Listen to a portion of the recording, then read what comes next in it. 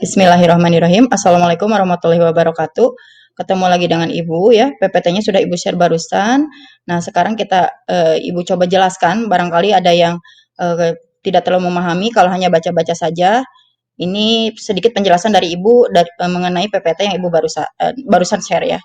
Hari ini kita akan belajar masih di bab 1, tetapi KD yang kedua ya 3.2 yaitu menganalisis berbagai proses pada sel. Kemarin kita sudah belajar tentang sel. Nah, sekarang kita akan belajar tentang bagaimana sel itu mengeluarkan dan memasukkan suatu zat ya.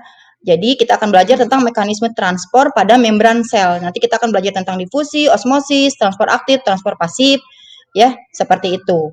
Ya, lanjut. Nah, sebelum kita mempelajari bagaimana sel itu memasukkan suatu zat, alangkah lebih baiknya kita kaji dulu bagaimana struktur dari membran sel itu. Jadi membran sel yang kita pahami sebagai batas atau apa yang menghubungkan internal sel dengan luar sel itu memiliki struktur yang seperti ini ya. Jadi seperti pagar ganda. Jadi kalau kita lihat di bawah mikroskop itu tidak hanya lapisan segaris ini, tetapi kalau diperbesar itu seperti ini. Ini kita sebut lapisannya phospholipid bilayer. Bilayer ini, bi ini artinya dua lapis ya. Jadi pagar ganda yang terdiri atas fosfat, yang bulat ini adalah fosfat, yang bagian dalam ini adalah lemak atau lipid bilayer ya. Ujung fosfat ini berhubungan langsung dengan lingkungan luar dan berhubungan langsung dengan lingkungan dalam. Jadi ini yang bagian fosfat ini polar. Polar itu hidropilik, suka air. Pilik itu suka, hidro itu air, jadi suka air. Jadi dia bisa berikatan dengan air. Bagian dalamnya, bagian lemak itu hidrofobik, non polar, dia tidak suka air. Jadi sudah sangat sempurna strukturnya, bagian lemak itu disimpan di bagian dalam. Ya. Jadi seperti ini secara garis besar struktur dari membran sel itu, ya.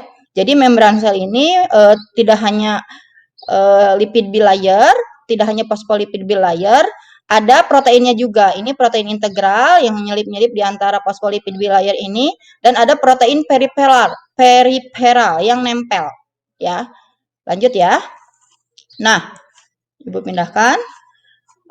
Fungsi membran sel ini secara garis besar kita kategorikan menjadi dua, yaitu untuk transport aktif dan transport pasif. Jadi ada dua istilah, aktif dan pasif. Aktif ini adalah istilah transport karena dia itu melawan hukum alam lah, atau melawan gradien konsentrasi ya.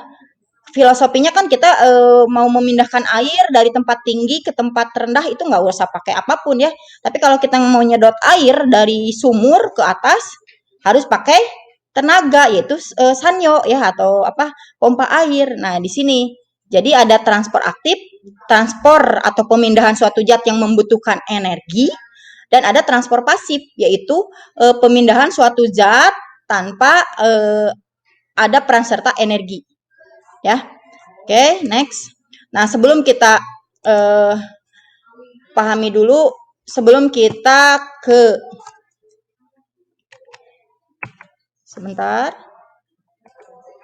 Nah, sebelum kita ke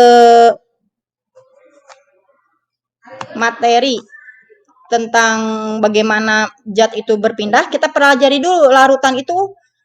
Kalian sudah belajar lah pasti ya, tapi bahas takutnya ada yang belum paham. Jadi kita nanti akan sering dengar tentang larutan hipertonis, hipotonis, dan isotonis ya. Hipertonis adalah larutan yang konsentrasinya hiper atau tinggi. Maksudnya apa? Jadi 10% bisa saja jadi hipotonis kalau ada larutan pembandingnya 20%. Paham ya maksudnya? Tapi Ibu contohkannya di sini seperti ini. Jadi contohnya adalah 10 dan 5. Jadi 5% juga bisa jadi hipertonis kalau pembandingnya adalah 1%. Paham ya? Konsep 1%, 5%-nya ini, silakan kalian baca-baca ya. Ibu jelaskan lagi next supaya tidak terlalu ini.